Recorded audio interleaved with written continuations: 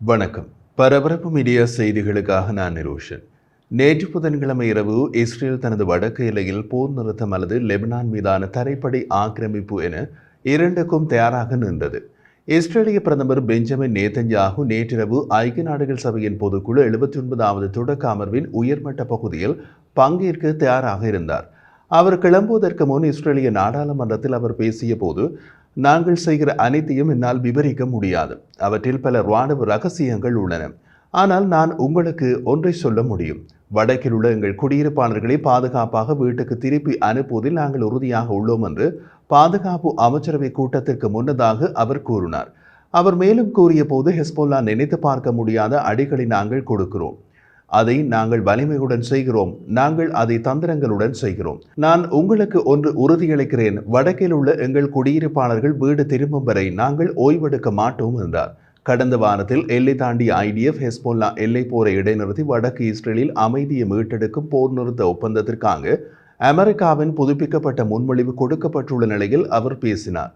2006ஆம் ஆண்டு 2ஆம் லெபனான் போரை முடிவுக்கு கொண்டு வந்த ஐக்கிய நாடுகளின் பாதுகாப்பு கவுன்சில் தீர்மானம் 1701 கட்டளையிடப்பட்டபடி ஈரானிய ஆதரவு இயக்கம் ஹெஸ்போல்லாவில் லிட்டானி ஆற்றுக்கு பின்வாங்க வைக்க ஐடிஎஃப் ஒரே நேரத்தில் மீண்டும் தெற்கு லெபனானுக்குள் நுழைய தயாராக உள்ளது. இஸ்ரேல் லெபனானில் தனது விமான தாக்குதல்களை விரிவுபடுத்தியது மற்றும் டெல் அவிவ் அருகே மொசாட் உளவுத்துறை அமைப்பின் தலைமையகத்தை குறிவைத்ததாக ஹெஸ்போல்லா கூறிய ஏவுகணையை சுட்டு வீழ்த்தியது.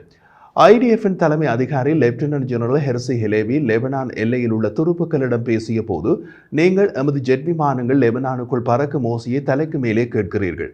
நாங்கள் நாள் முழுவதும் லெபனானுக்குள் தாக்குதல் செய்து வருகிறோம் என்று கூறினார். இந்த விமான தாக்குதல்கள் லெபனானுக்குள் தொடர்ச்சியாக நடத்தப்படுவதற்கு ஒரு முக்கிய காரணம் உள்ளது. எமது எல்லையை கடந்து நீங்கள் லெபனானுக்குள் உங்கள் இராணுவ வாகனங்களோடு போகும்போது இது உங்களுக்கு சாத்தியமான நுழைவுக்கான களத்தை தயார்படுத்துவதற்காக செய்யப்படுகிறது. லெபனான் எல்லைக்குள் நீங்கள் போனவுடன் சிதைக்கப்பட்ட மற்றும் அழிக்கப்பட்ட ஹெஸ்போல்லா தளங்களை பார்ப்பீர்கள். அதை செய்தவை எமது விமானங்கள் தான். அதற்கான பறத்தல்கள் தான் இப்போது நடக்கின்றன என்றார். அமெரிக்க ஜனாதிபதி ஜோ பைடன் ABC தொலைக்காட்சியிடம் பேசிய போது, லெபனானுக்குள் இஸ்ரேலுக்கும் ஹெஸ்போல்லாவுக்கும் இடையே ஒரு முழுமையான போர் சாத்தியம், அதற்கான வாய்ப்பும் இருப்பதாக நான் நினைக்கின்றேன். அதே நேரத்தில் முழு பிராந்தியத்தையும் அடிப்படையில் மாற்றக்கூடிய ஒரு தீர்வை கொண்டுவர நாங்கள் இன்னமும் முயற்சித்துக் கொண்டிருக்கிறோம். காசா மற்றும் லெபனான் ஆகிய இரு நாடுகளிலும் உள்ள பகைமையை முடிவுக்கு கொண்டு வருவதற்கான ஒரு புதிய ராஜதந்திர முயற்சியை அமெரிக்கா முன்னெடுத்து வருகிறது. இரண்டு மோதல்களையும் ஒரே முயற்சியின் ஒரு பகுதியாக இணைக்கிறது என்றார். 2 லெபனான் அதிகாரிகள், 2 மேற்கத்திய ராஜதந்திரிகள் ஹெஸ்போல்லாவின் சிந்தனையை நன்கு அறிந்த ஒரு ஆதாரம் மற்றும் பேச்சுக்கள் பற்றி விளக்கப்பட்ட ஒரு ஆதாரத்தின்படி நியூயார்க்கில் உள்ள ஐக்கிய நாடுகளின் பொது சபையில் சில விவரங்கள் பேசப்பட உள்ளன. அது சில வேளைகளில் உரிய பலனை கொடுக்கலாம் என்றார்கள். 3 இஸ்ரேலிய அதிகாரிகள் ராய்ட்டர்ஸிடம் அமெரிக்காவும் பிரான்சும் போர் நிறுத்த முன்மொழிவுகளில் பணியாற்றி வருவதாகவும், ஆனால் இதுவரை குறிப்பிடத்தக்க செயல்முறை எதுவும் செய்யப்படவில்லை என்றும் கூறினார். அமெரிக்க ராஜதந்திர உந்துதலின் ஒரு பகுதியாக இரு முனைகளும் இணைக்கப்படுவது இதுவே முதல் முறை என்று அந்த வட்டாரங்கள் தெரிவித்தன. இந்த ஒப்பந்தம் இறுதியில் அக்டோபர் 7ஆம் தேதி ஹமாஸ் தலைமையிலான இஸ்ரேலிய படையெடுப்பின் போது கைப்பற்றப்பட்டு மீதமுள்ள 97 பணிய கைதிகளையும் 2 இஸ்ரேலிய பொதுமக்கள் மற்றும் 2 IDF துருப்புக்களின் உடல்களையும் விடுவிக்க வழிவகுக்கும் என்று ஹெஸ்போல்லாவுக்கு நன்கு தெரிந்த வட்டாரம் தெரிவிக்கிறது. இந்த பேச்சுவார்த்தைகள் ஒரு பக்கமாக நடக்க, மறுபக்கத்தில் லெபனானுக்குள் ஒரு தரைப்படை நகர்வுக்கான தயார்படுத்தல்களில் மும்முரமாக இறங்கியுள்ளது இஸ்ரேலிய பாதுகாப்பு படை ஐடிஎஃப்பின் வடக்கு கட்டளை தளபதி மேஜர் ஜெனரல் ஜூரி கார்டின் ஹெஸ்போல்லாவுக்கு எதிரான எழுச்சி அதிகரிப்பில் லெபனானை ஆக்கிரமிப்பதற்கும் நடவடிக்கை எடுக்கவும் நாங்கள் மிகவும் தயாராக இருக்க வேண்டும் என்று நேற்று புதன்கிழமை தனது படைகளிடம் கூறினார். 7வது கவச பிரிவிடம் பேசிய கார்டின், இஸ்ரேலின் 60,000 வடக்கு குடியிருப்பாளர்களின் பாதுகாப்பு யதார்த்தத்தை மாற்ற வேண்டும் என்று தெரிவித்தார். கார்டன் மேலும் கூறிய போது, நாங்கள் மோதலில் ஒரு புதிய கட்டத்திற்குள் நுழைந்துள்ளோம். இப்போது ஆபரேஷன் வடக்கின் அம்புகளின் ஒரு பகுதியாக போராடுகிறோம் என்று தெரிவித்தார். லெபனானில் நடக்கும் இஸ்ரேலிய இராணுவ நடவடிக்கைகளுக்கு அதிகாரப்பூர்வ பெயர் ஆபரேஷன் வடக்கின் அம்புகள். இது ஹெஸ்போல்லாவின் திறன்களுக்கு எதிராக மிகவும் கடுமையான தாக்குதல்களுடன் தொடங்கியது. ஆபரேஷன் வடக்கின் அம்புகள் ஹெஸ்போல்லாவின் நீண்ட தூர சூட்டுத்திறனை அளிப்பதை நோக்கமாக கொண்டுள்ளது.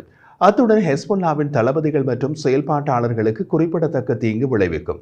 அதேபோல் ஐடிஎஃப்பின் தலைமை அதிகாரி லெப்டினன்ட் ஜெனரல் ஹெர்சி ஹெலேவி 98வது படைப்பிரிவு மற்றும் 7வது கவச படைப்பிரிவிடம் இஸ்ரேலிய விமானப்படை IAF சாத்தியமான தரைவழி ஆக்கிரமிப்புக்கான வழியை ஏற்படுத்தி கொடுக்கிறது என்று கூறினார். மிக விரைவில் படையெடுப்புக்கான உங்கள் இராணுவ காலணிகள் எதிரியின் எல்லைகளுக்குள் நுழையலாம். ஹெஸ்போல்லா தனது இராணுவ நிலையாக அமைத்துள்ள கிராமங்கள், அதன் சுரங்க பாதைகள், கண்காணிப்புகள் மற்றும் பதுங்கு குழிகளை கொண்டு எங்கள் பிரதேசத்தை தாக்க நினைக்கிறது. எதிரியின் எல்லைக்குள் சென்று அவற்றை நீங்கள் முழுமையாக அழிப்பீர்கள். பலத்துடன் நுழையுங்கள். அங்குள்ள ஹெஸ்போல்லா செயற்பாட்டாளர்களுடனான நேரடி போரில் தொழில்முறை மற்றும் திறமையான இஸ்ரேலிய துருப்புக்களை எதிர்கொள்வதன் அர்த்தம் என்ன என்பதை அவர்கள் காண்பார்கள் என்றார். இஸ்ரேலிய தளபதிகளின் கூற்றுக்கள் லெபனானுக்குள் இஸ்ரேலின் தரைவழி படையெடுப்பு கிட்டத்தட்ட உறுதியாகிவிட்டது என்ற தோற்றமை ஏற்படுகிறது. இஸ்ரேலின் வடக்கு எல்லையில் 2 படைப்பிரிவுகளை மேலும் பலப்படுத்த 2 கூடுதல் படைப்பிரிவுகளை அழைப்பதாக IDF புதன்கிழமை அறிவித்தது. சிலர் இந்த நடவடிக்கை ஒரு படையெடுப்பின் மற்றொரு உடனடி அறிகுறியாக விளக்கினாலும், ஒரு தரைவழி படையெடுப்புக்கு மேலதிக படைப்பிரிவுகளை வடக்கு எல்லைக்கு IDF அனுப்ப வேண்டி இருக்கும்.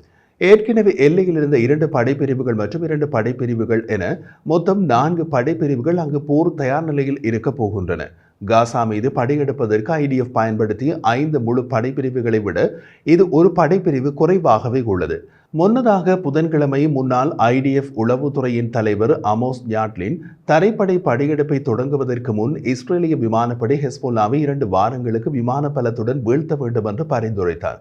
இருப்பினும் பிற பாதுகாப்பு வட்டாரங்கள் லெபனானின் மலைப்பாங்கான குளிர்கால வானிலையில் பெரிய சூழ்ச்சிகளை தவிர்ப்பதற்காக இந்த ஒரு தரைவழி படையெடுப்பின் முக்கிய பகுதிகளும் நவம்பர் தொடக்கத்திற்கு முன்பே செய்யப்பட்ட அந்த பகுதிகள் ஆக்கிரமிக்கப்பட்டிருக்க வேண்டும் என்று கூறினார்கள். வேறு சில பாதுகாப்பு வட்டாரங்கள் ஒரு படையெடுப்பு பெருகிய முறையில் வளரும் மற்றும் எதிர்பார்த்ததை விட வேகமாக நடக்கலாம் என்று கூறியுள்ளன. இருப்பினும் நேற்று புதன்கிழமை நிலவரப்படி ராஜதந்திர தீர்விற்காக 1 வாரம் அல்லது 2 வாரங்கள் காத்திருக்க வேண்டும். இப்போது IDF அதன் தசைகளை நெகிழச் செய்துள்ளது. மேற்கத்திய சக்திகள் இன்னமும் இஸ்ரேலிய ராஜதந்திரத்திற்கு ஆதரவாக தரைவழி படையெடுப்பை தவிர்க்க வைக்க முடியும் என்று நம்புகின்றன. இதற்கிடையில் அனைத்து IDF அரசியல் மற்றும் பாதுகாப்பு அதிகாரிகளும் ஒரு தரைவழி படையெடுப்பு நிகழ்வில் கூட இறுதியில் இராணுவ பலத்தை பயன்படுத்துவதன் மூலம் எந்த நீண்டகால ஆதாயங்களை உறுதிப்படுத்த ராஜதந்திரமும் தேவைப்படும் என்பதை ஒப்புக்கொண்டனர்.